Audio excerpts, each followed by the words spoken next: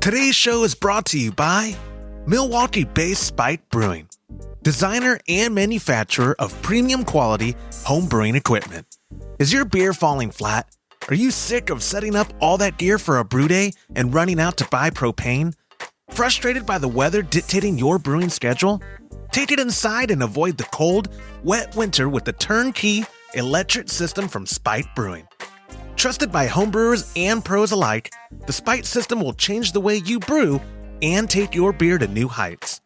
And whether you're interested in a simple upgrade from a glass carboy to a stainless steel fermenter, or you're switching from propane to electric, Spike Brewing has the solution for you. Reach out today to spikebrewing.com/homebrew happy hour, and their team can help you figure out what you need to make the most of your brew day. Spike Brewing. Pursue what's possible.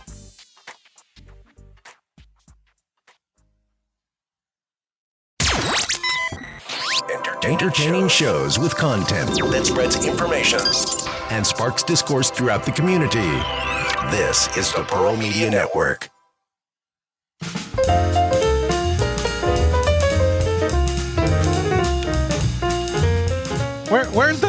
Oh, there it is. Hey there, and welcome to the Homebrew Happy Hour. This is the show where we supply the answers to your homebrewing questions and discuss all things related to craft beer. If you have a question you would like us to discuss on a future episode, you can go to homebrewhappyhour.com and click on the submit a question link at the top of the page. Or now you can call or text them in by using 325-305-6107. I am your host, Joshua Stubing. Today I am joined by the Director of Operations at cmbecker.com, Mr. James Carlson down there, as well as the President, Chief Keg Washer, and all-around just quarantined guy, Mr. Todd Burns. Gentlemen, how are y'all doing today?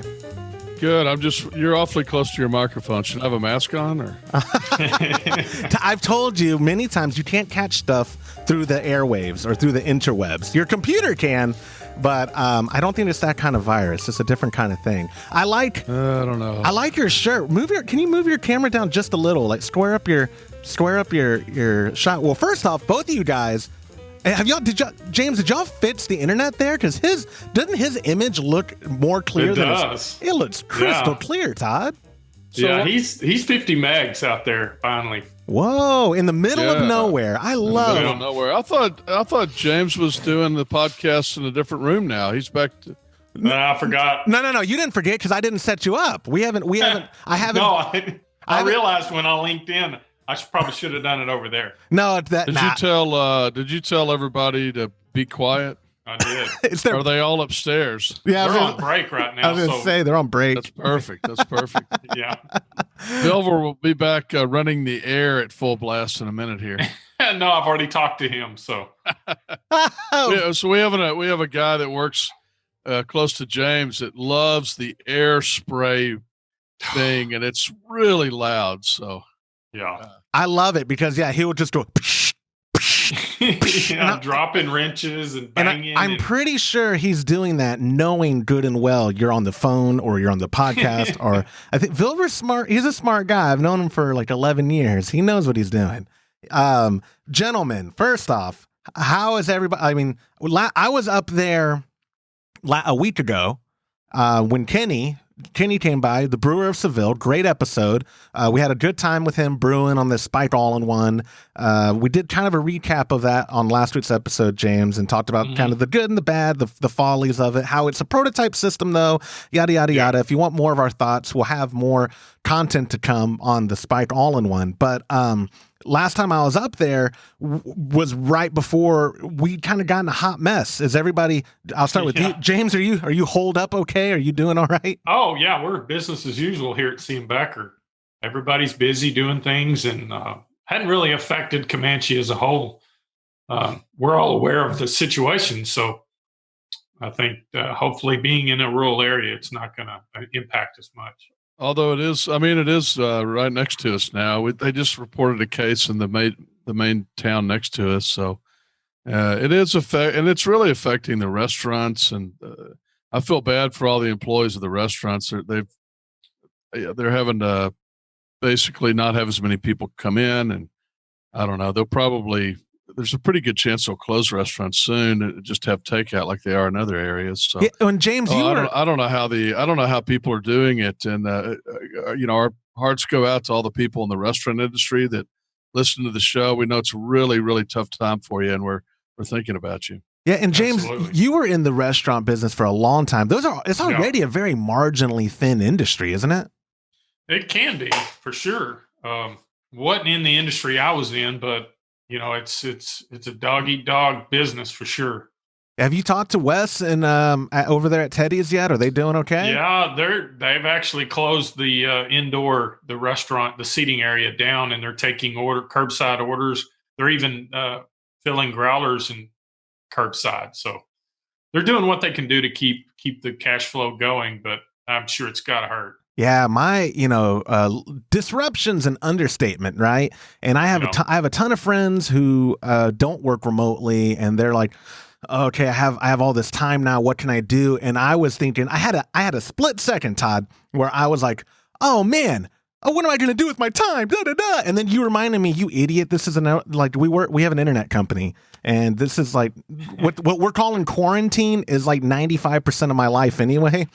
So Todd, yeah, I mean, you already will work out of your home, right? So don't do air quotes. That's messed up. Yeah, I was thinking like, oh, I could finally launch that new podcast about lizard people, Illuminati, and all that stuff has to be put on hold now because this doesn't really. I say it doesn't really affect it. It does. I just can't take things serious. It's I know a ton of people directly affected. In my area, we live in a suburb of Kyle that they already have shut down everything. The public gatherings can't be more than 10 people, and certain businesses can't have more than like 5 people in a room, and it's getting weird. And our mayor had this press conference, and there was like an uncomfortable amount of time where they were talking about the regulations on bowling alleys. It was like 4.5 minutes, which is 4.5 minutes way longer than you need to talk about regulation of bowling alleys. But I reached out to him. I asked if I could be on the bowling alley rule enforcement task force, and we're getting the ball rolling there. So there may be some silver lining to this whole thing, guys. I might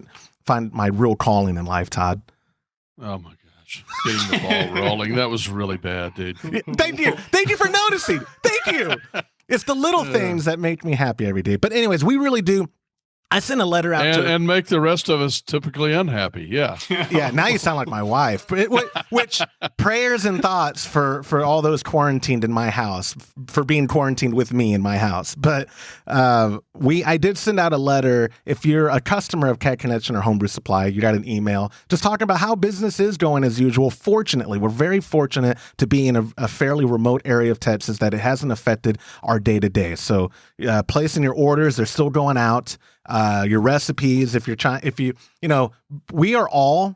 listening to this, except for my family that throws me a bone on download numbers, we're all homebrewers, and being social distancing and making your own beer are kind of go hand in hand, right? Like people can use this time to catch up on brewing. If you are stuck at home making the best of a situation, brewing beer and trying to get your mind off maybe some of the woes of what is going on right now is a good idea. So yeah, Homebrew Supply, Cat Connections, all shipping out orders. We will keep you completely updated if anything changes or if there's delay. But our Todd, correct me if I'm wrong, even vendors and suppliers have committed to getting supplies to us in timely manner. As long as delivery and carriers aren't disrupted, it seems to be going business as usual. Yeah. So we received a pretty large order yesterday of grain. And I think James is actually helping out with trying to get some hops in right now. And I think, we've got a pretty good supply. We are a little low on a few things. Our business has picked up tremendously because obviously people are going to be at home a lot and they want to home brew. I'm going to brew this weekend myself, I think, because I'm quarantined here. I'm being particularly careful because my mother-in-law and my mother are very, very high risk. So we're trying to really keep away from everybody at the moment. Yeah, I know. And I like that's what I've been thinking of the most lately is your family, because your mother-in-law has COPD, doesn't she? Or emphysema? And my mom does as well. Yeah. Yeah, that's why Todd. I mean, and they're in their 80s. Yeah, so, and Todd didn't. I know the reason why, but you didn't have to tell me keep your ass away from my ranch when you were telling me to not come up there for a while. Like you've been holding that in for a while. No comment.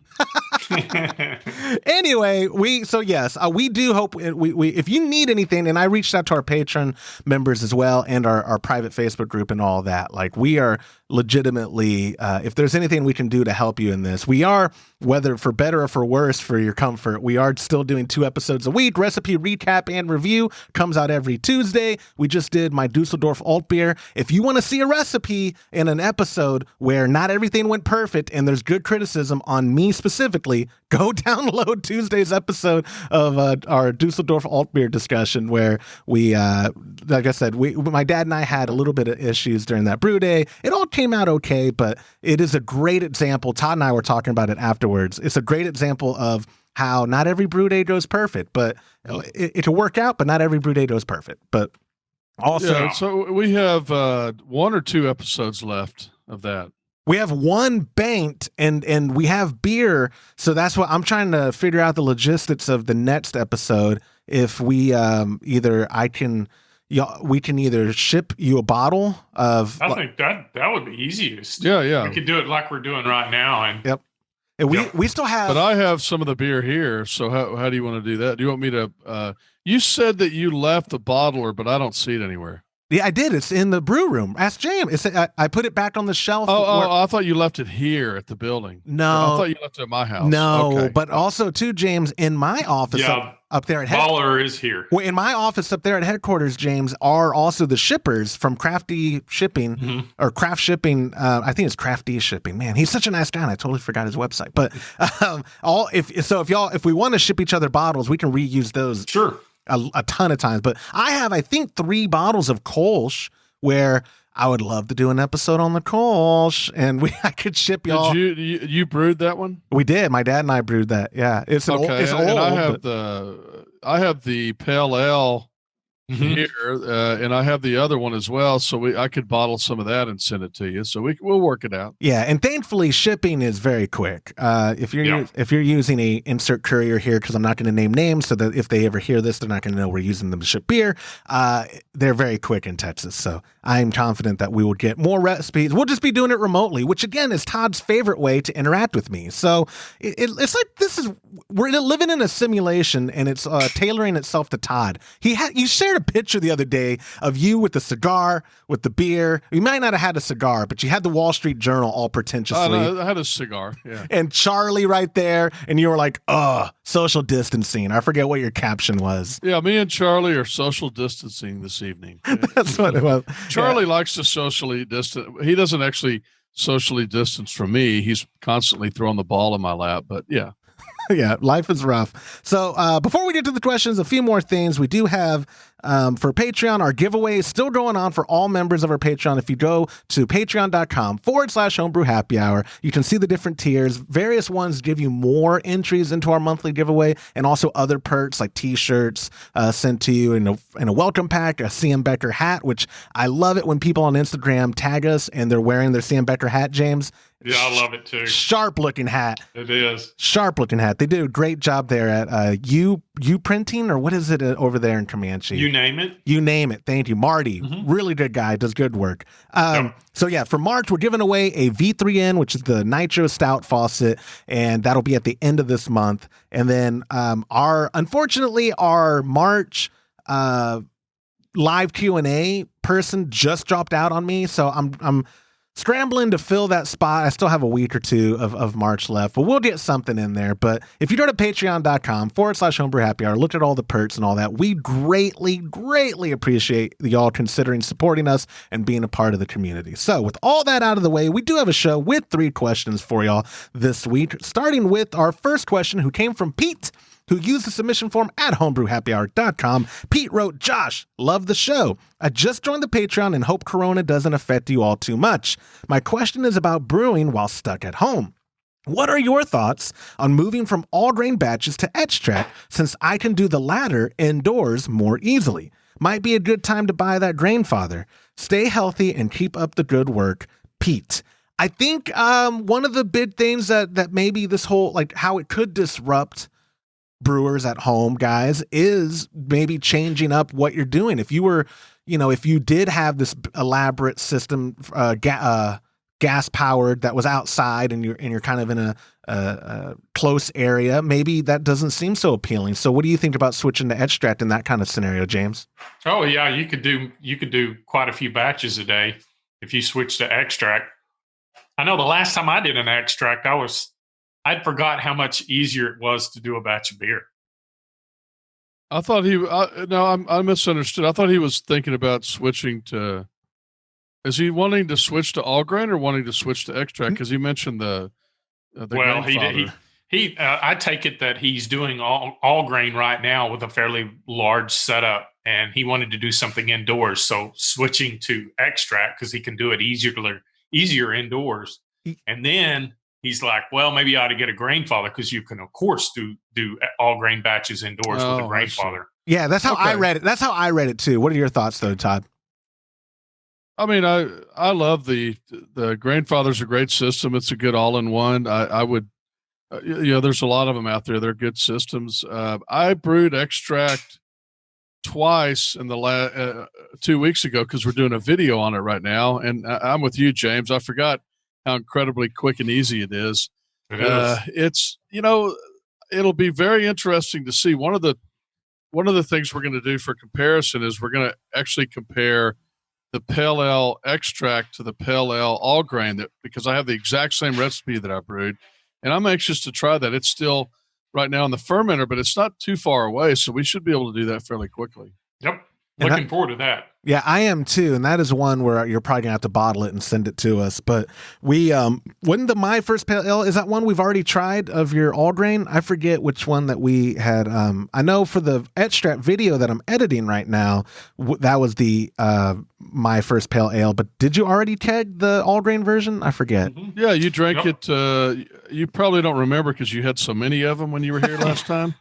I had to switch the keg out after you That's left. what it was. Yes, you definitely tried it. That's what it was. Yes, I just that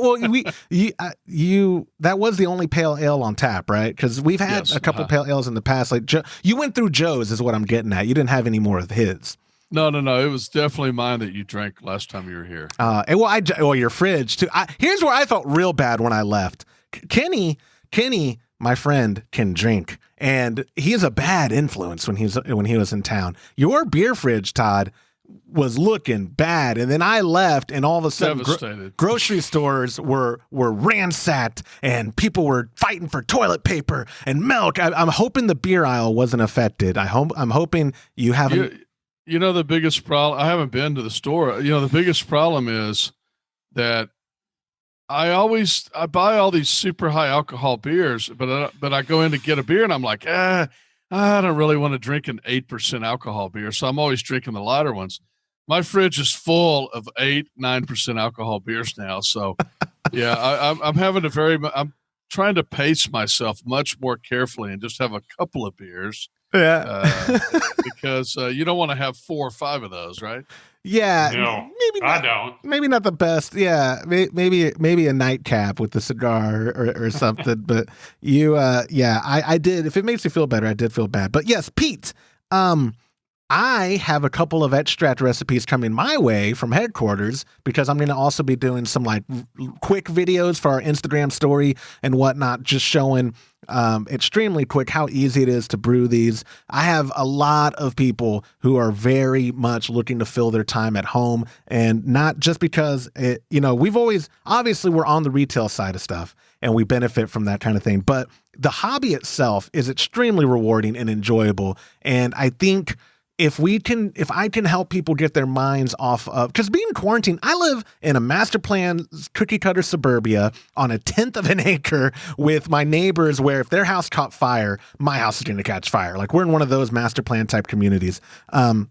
People are getting cabin fever stir crazy right now. So if you can fill your time with something, and extract brewing, people would realize like, oh, I can follow directions, and I can, it's like Blue Apron, right? You get the box, you just open it, follow the instructions, and boom. And up to, what's the quickest you think you could turn around? Like if I The Kolsch could be pretty quick for people, Yeah. right? Definitely. I mean, we proved that you can brew it and a week later keg it and drink it. Because we did that. Exactly. And, using the right kind of yeast, highly flocculent yeast can create pretty bright beer. I was shocked at, of anything, time helps blend the flavors together, but it is possible. And we did a Kolsch, our true to style Kolsch with imperial yeast, and it was tasty in a week. Yeah, I remember that. And so that's what I have a Kolsch coming my way, and I have a Session IPA, both of which are beers that I'm pretty confident I can turn around pretty quick. And it'll be a good example to show people, like, look how easy this is. These are straightforward beers. The Session IPA is, I think, a great one for people to entry level. I mean, obviously, I think the Kolsch that's the ultimate beer. If you're getting into entry level, do the Kolsch. You're not going to mess it up, and it's going to taste really good, and everybody likes it. And if they don't like it, you're not my friend, and you're dead to me. But yeah, that first pale ale, it is such a good recipe, and it's very, very easy to brew as well. I mean, they pretty much all are. I mean, there's some that are a little more complicated, but I mean, they're all pretty easy to brew. And all of our extract recipes on Homebrew Supply and Keg Connection, unless it shows a picture of a can, they're all what's called mini mash, or they have specialty grains. So that in my opinion, that makes a huge difference on the finalized beer and the it makes all the difference in the world. And the brewing experience too, though, because it's more like it's more interactive. You feel like you're doing more. Exactly. And I think that all helps with getting people like, oh yeah, this brewing is actually fun. Not that canned brewing's not fun, and not that you can't make good beer, but like even our extract recipes with the steeping grains, I think makes a huge difference. And especially on those true to style ones. If you want, get the true to style Kolsch, or get like the California Commons. They're all straightforward. The alt beer, I've proven arguably might be a difficult one to jump right into, but you're going to have a good time. But yes, Pete, if you don't want to spend the money on a grain father, because I understand, or any of the other awesome all-in-one options that are out there currently, like the Foundry from Anvil, or the Mash and Boil, which just had a price reduction. If I don't think we've covered that yet. It just happened where they dropped the price down to like, is it $349 with the pump? Wow. Yeah, we're selling for $349 with a pump. That's fantastic. Yeah, so if you want to do all in one with recirculation, maybe that's your best bet. The Robo Brew, I think, is still like $429. You can find something in your budget, or go to extract for the immediate time being, because guys, this is going to blow over. Society, culture, whatever, we may be a little bit different going forward, but we're going to get through this, and we're going to get back to brewing with our friends. We're going to get back to having homebrew club meetings. We're going to get back to normal. But in the immediate, if we got to switch over to extract, no one's going to judge you. And if they do, just give them the elbow to the face.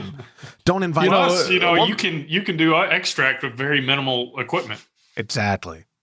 One of the things to make a believer out of you is when you're doing that mini mash recipe, taste it after you've just put the steeping grains in, before you put the rest of the grains in. I did that last time, and I was amazed how much flavor there was. So I think that's the key. I wouldn't brew personally, I wouldn't brew an extract that didn't have additional steeping grains in it. I agree. Right. And I had to only say, unless it showed a picture of a can, because I'm not convinced that, Todd, you even sell them anymore. I don't think you sell non-steeping grain recipes. You might, though. I don't know. We might have one of the Coopers or something like that. I really don't even.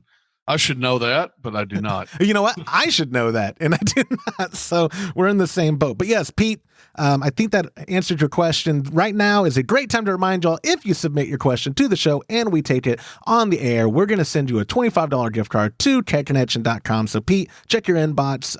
Reached out to you to give you your gift card. So moving on to question number 2, comes from Ed M., who also used the submission form at homebrewhappyhour.com. Ed wrote, "Happy home brewing crew. After living in Germany off and on, I was extremely pleased to see that Texas is keeping the traditions of good, clean beers going. I have been all grain brewing for about 4 years and am going to invest in a mill, but I don't know which is the best bang for my buck. Like Josh, I am fiscally minded, which is a nice way of saying cheap for you people listening. Is a 3-roller the best choice, or does a 2-roller do just as good a job? What do Todd and James think? Love the podcast. Keep the banter going. Forget about whiny crybabies. Thank you, Ed. Poor Ed. He wrote this before all this stuff happened. He says, hope that the con in San Antonio, which is Craft Brewers Conference, isn't canceled because I'm looking forward to meeting you guys. Prost, Ed, and I think it's Mashek, and I feel bad, Ed, because you wrote out how to pronounce it, and I'm still butchering it. So Ed Mashek. Unfortunately, Craft Brewers Association, oh my goodness, the Brewers Association just canceled the Craft Brewers Conference. That's what I was trying to say. We are not going to San Antonio. Nobody's going to San Antonio in late April for this show. And I don't know about HomebrewCon right now. Todd, have you gotten an update on HomebrewCon? I have not, but I'm not very hopeful at this point. I think they haven't made any sort of an announcement, but we'll have to see. Yeah, that's the end of June. But yeah, the one in San Antonio is for sure canceled, so you're not going to get to see this pretty mug in person. But let's get to his question. First off, awesome that he was living in Germany, and that's right up our alley. When he gave a shout out to good, clean beers, James, that's you. He described your beers, the kind you want. So I have no experience with the mill. I have limited experience with most questions we take. So James, I know you have done work on the mill up there. You've replaced mills. You've had mills for a long time. What are your thoughts? Definitely 2-roller. They're easier to set. I prefer a 2-roller mill just because they're so much easier to set the adjustment. I understand the theory behind the 3-roller, but I would much rather have a 2-roller. Todd? Yeah, we started with a 3-roller. That was our first one in the company, and it was a pain in the beep. And, yes, it was. Yeah, so we've gone to a slightly different design 2-roller, but I prefer the 2-roller as well. As far as where to set the settings, I do not remember off the top of my head where we have our set right now. But James, you mess with it all the time, right? Yeah, I think they recommend anywhere between 25 and 30. So I'm thinking that it's 0.025 to 0.030, I believe. But you can go to like Monster Mill, their website, and they've got instructions on what they recommend. A lot of it has to do with the mill and how you brew as well. So if you're brewing and you're finding you're getting stuck mash, you might want to look at it and say, am I doing this too fine? We actually had that exact issue. Yep. Somebody double milled a recipe that we did. That was me. I double milled any names. Yeah, totally me. We love it when James does something that messes us up because he never makes mistakes. Yeah. Oh, yes, we're I do. No, you don't. Yeah. No, James, that's what I'm saying. I love it too. I do love it too. The one time a year it happens, and then we hold on to it. James hasn't messed up carbonation in like 9 years, and all I hear about from Todd is, "Hey, James, you sure you want to do that carbonation?" No, I actually messed up a keg at Todd's just a few months ago. I didn't check it before I started forced carbonating, and it had set a while. So there was already some natural carbonation going on in the keg. So I completely ruined that. Yeah, but let's just go through the mistakes that Josh has made in the last 2 months. Oh, let's go through the mistakes that I've just made this morning. Where do you want? Do you want my wife? Do you want me to get my wife and my kids in here in my office? Oh gosh, we don't really have time for that. Yeah. I was gonna say, goodness, talk about like this is totally off topic, but I've been getting so annoyed. All these celebrities with their videos of like Arnold. He was in his hot tub with the cigar, and he was like, "I don't understand why you don't want to quarantine. You just stay home with the quarantine. You don't need to go out spring breakers." And I'm like, listen here, a-hole. I've got an estrogen-ridden household, and my girls are either fighting with each other, about to kill each other, or they're begging me to paint my toenails or put makeup on me. If I was in a hot tub with a cigar, I could understand, like, I don't understand why everyone wants to leave their house. They want to leave it because of these girls, but, whoa, sorry. That was the hot tub's just icky. Yeah. I think you're right. Right now I is think a you're bad going time. to get the coronavirus if you're in a hot tub. Yeah, Eef. now's a bad time to promote hot tubs. But yeah, but anyway, that was I had a flash of PTSD right there from being a father of 3 girls. But Ed's talking about these rollers. James, I don't understand like how the importance. Would you argue that the calibration you set for crushing your grains is going to have a huge impact on the result of your beer? Absolutely. We saw that last week. If you go too fine, and I know a lot of people that do the brew in a bag, not brew in a basket, but brew in a bag, they double mill their grains. And the reason why is it's not their recirculation is not an issue. And that's where I had messed up. If you've got recirculation, do not double mill it. It will stick. But if you have a bag where it's set in water, then that's circulation's not an issue. You can steep it just like a tea bag. But of course, yeah, you can. What I try to do on my regular adjustment is I want to do just enough crush to leave the husks as much intact, but you get the endosperm out. And I think that's perfect. A lot of people argue, well, you can go a little finer and put because you want to get efficiency, but I would rather have circulation with the systems that Todd's blessed us with than push efficiency and having reduced circulation. And I know, James, when we're doing brew days there, you go and you mill it right before the actual brew day. Todd, I've noticed a lot of customers on your orders, especially through homebrewsupply.com, a lot of them choose unmilled as their option. Do you think it's a growing trend of people getting their own mills there and doing it themselves? And if so, like, what is the benefit to them milling it as opposed to getting it shipped milled? Well, it's kind of like grinding coffee. Although I would say that, the difference to me is typically if you buy coffee that was already ground, it's been in a package forever. It's been on the shelf. It went through the warehouse.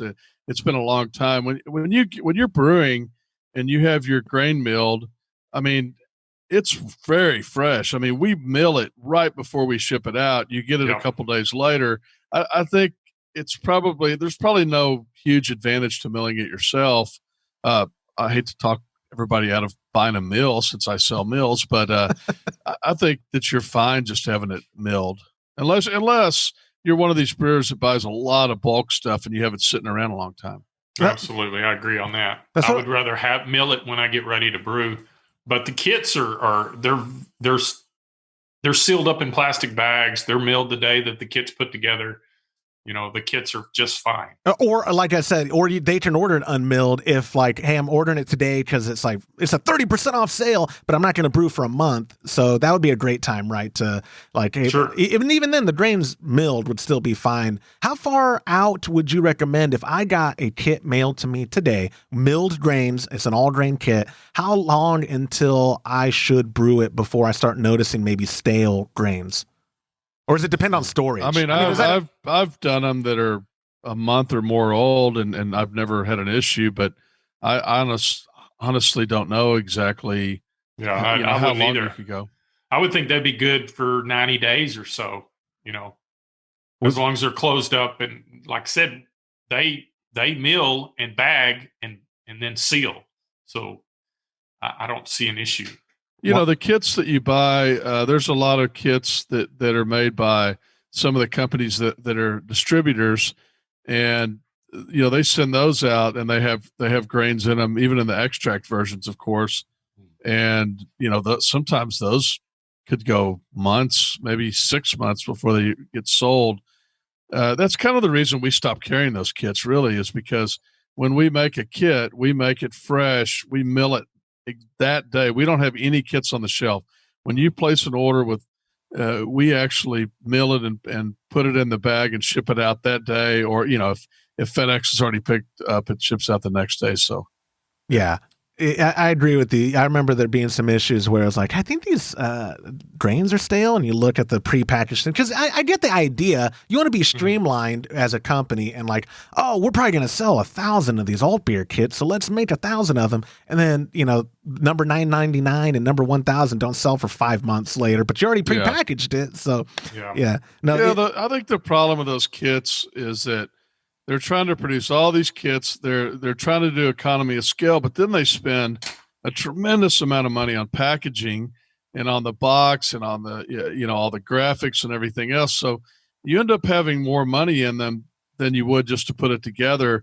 And then you're trying to make up your labor costs by doing a markup on that. So now you've got kind of multiple layers. I think it just makes a lot more sense from a business model to put the kit together as the final sales company and send it out that way.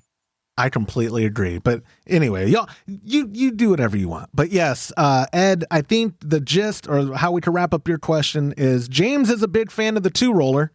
Yep. And I think you're going to work out well there. What's an average price, James, someone can expect to pay for a 2-roll mill? Shoot. What, Todd, around $150, $200? Yeah. I mean, they vary a lot depending on what you're getting, but yeah, that's probably a good range. But they could probably find them maybe at like a place like kedconnection.com or Homebrew Supply. Yeah. Plug. Anyways, thank you, Ed, so much for submitting your question. Fellas, I have one more for today's show. It came from Mario, who also used the submission form at homebrewhappyhour.com. Mario wrote, "Greetings from Germany." Another German well, I think Ed just said he lived in Germany. Mario, I think, is German. I would like to know what kind of crush is preferred if I'm going to make my own steeping grains. How important is the calibration I set my grain mill to? And is there a guideline I should follow so I know how fine to crush? James, you kind of mentioned that the mill, much like yeast companies, we always tell them, go to their website to learn more about the details of what you can expect to get from the strain. Mill companies, you said earlier, Monster Mill probably has all that data on their website. They do. I would go to whatever manufacturer of the mill you have, go to their website and see what they recommend. I'm looking at Monster's website right now, and they've got the 1.5 inch diameter rollers and 2 inch rollers. There's tons of information monsterbrewinghardware.com has on those. And for me, they're kind of the go-to guys for mills. They are what we use, and they know their stuff. So Mario, it seems like he's going to be making or is already making his own partial mash, mini mash extract kits. If he's talking, he specifically used the word steeping grain. Now, like you talked about earlier with the brew in the bag, where that's double milled because it's all contained. Do we double mill steeping grains, or is there no need to? Normally they don't, unless it's specified. I know there's a drop down box on the website. If you need that double milled, they will, but normally they're going to mill it in standard setting. So Mario can get away with just the normal single mill. Yeah. Cool. Mm-hmm. Absolutely. Todd, have you, I forget, no, it was the original recipes on Keg Connection were all your recipes, James, right? Not all of them. I think some of them were Todd's. I think Todd made some of those earlier recipes. Sorry, I did not give you any credit. Todd, I guess what I was going to get at with asking you, Todd, is have you made an extract recipe and made your own steeping grains? And is there any kind of benefit if someone, obviously Mario probably is in a situation where that kind of brewing is best for his setup, and he's probably trying to make the best out of brewing extract and not just doing cans like we talked about earlier. I'm injecting a lot of assumptions here, but I'm trying to think of why someone would want to make their own steeping grains, I guess is what I'm getting at. I mean, in other words, just put together a recipe. I mean, people put together recipes because they just want the creativity of it. I mean, well, yeah, I guess I should have dug a little bit deeper to get more. What I mean is like, we kind of touched on it on the last question, but if I get some LME, right, and I get some hops, I can make a beer, right, James? Sure. Yeah, but absolutely. What is the enticement for me to then go, you know what, I'm going to actually have some these flaked oats and okay, I see what you're asking now. So it's very, very hard to hit a beer style with just DME or LME because all you really are putting in are the base malts.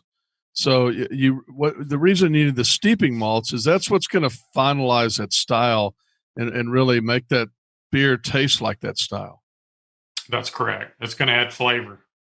Right. It's going to make it what, like your melt stout or your IPA or whatever, like you said, something that can't be accomplished with just base, because I don't want to speak out of turn, but I don't believe there's any DME or LME that exists that has specialty in it as well, or is there? And I'm going to look stupid.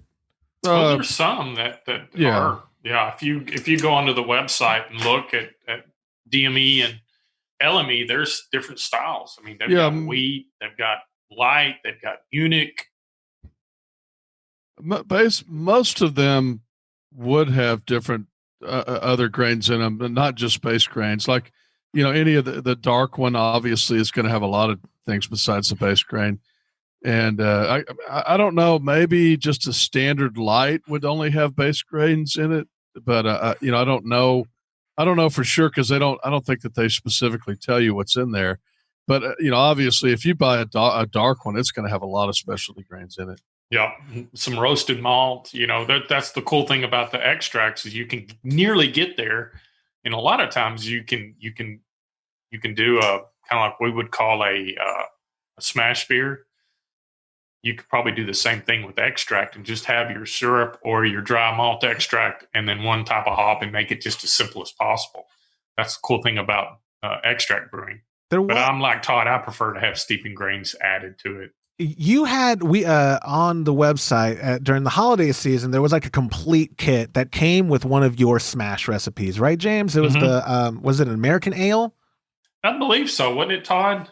We just used a single, just a base malt and then a single added hop.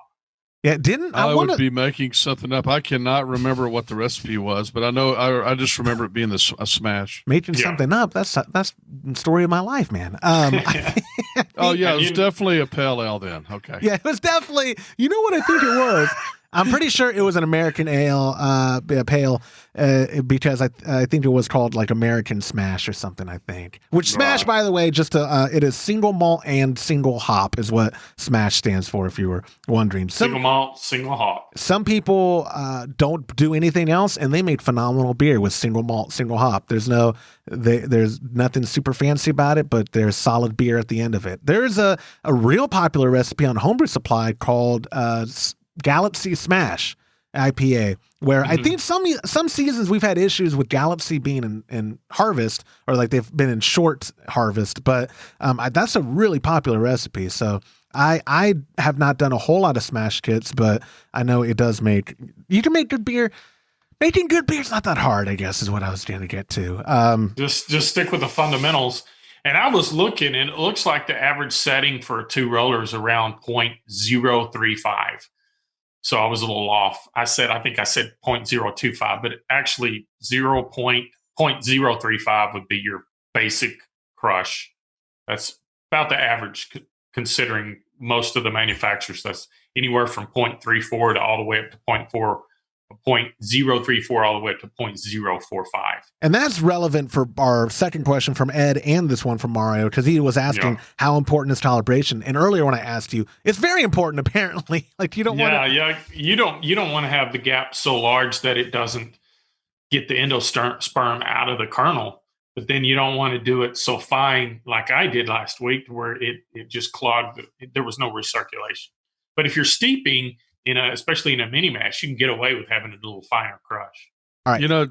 Josh, James has said sperm twice on the show. Is that okay? Are we allowed to say that? Endosperm. You know what I'm going to do? I'm going to go edit out the word endo, so it sounds like he's just saying sperm. People will be like, what kind of recipe? Bring on the trolls. Yeah, bring on the trolls. James and trolls are that's James' hell situation. If you had to be quarantined and just do our review, like reading the feedback on the show, that we'll do. If for whatever reason, if we can't produce normal episodes, that's what I'm going to go to in future weeks. It's like, all right, from the mailbag this week. Hey Josh, you think you're so funny, Jack? Yeah. Anyway, James was wrong about the word. If we hear the word idiot one more time, Yeah. Idiota. Idiot. All right. Well, Mario, thank you so much for submitting the question. Again, reminding if we do take your question on the show, we send you a $25 gift card to kconnection.com. So, Mario, check your inbox. I wrote you there. Also, don't forget, everyone, again, about our Patreon stuff, what we're doing there. If you want to join our community, get the perks, get some exclusive stuff. Huge savings on websites that we're affiliated with, like Tech Connection, Homebrew Supply. There's a Brewer's Friend exclusive discount in there now. We're working on other stuff. The recipe kits at the top tiers come with Imperial yeast as a freebie part of it. So at the $35 level of recipe every other month and the $50 level, you're brewing every month with us. We do a lot in our private community on Facebook. It's a good time. Patreon.com/Homebrew Happy Hour. Gentlemen, thank you so much for taking time out of your day to do the show with me. I hope y'all stay healthy. Noticed not one of us coughed this episode. I noticed we were all very, very cognizant of that. We're all trying to stay healthy. I have to say one more thing. I had to run in to get some chicken food yesterday, and I was staying way away from everybody. And there's this redneck that I see. You've seen him in the where we go and have breakfast. The younger guy. With the kids. Yeah. And he was like, 6 feet away from me, but his kids were like 5, so I'm backing up a little bit. and he coughs. And then he goes, "I just gave you all the virus." Did he really? Not cool. I was like, what a jerk. Oh, not cool. Yeah, and I was just saying, in that area of Texas, too, everyone has guns. You would think he would know better. Yeah, well, I did shoot him. That's awesome. All right, well, thank you guys so much. I look forward to talking to y'all soon. Thanks. So, yeah. And that will do it for this episode of the Homebrew Happy Hour. If you have a question you would like us to discuss on a future episode, you can go to homebrewhappyhour.com and click on the Submit a Question link at the top of the page, or now you can call or text them in by using 325-305-6107. Thank you to our show sponsor, Spike Brewing Equipment, for supporting us and the home brewing community. Learn more about their incredible equipment at spikebrewing.com/homebrew happy hour and make the most of your brew day. On behalf of Todd Burns, James Carlson, and the Pearl Media Network, I'm Joshua Stubing. Thank you for listening.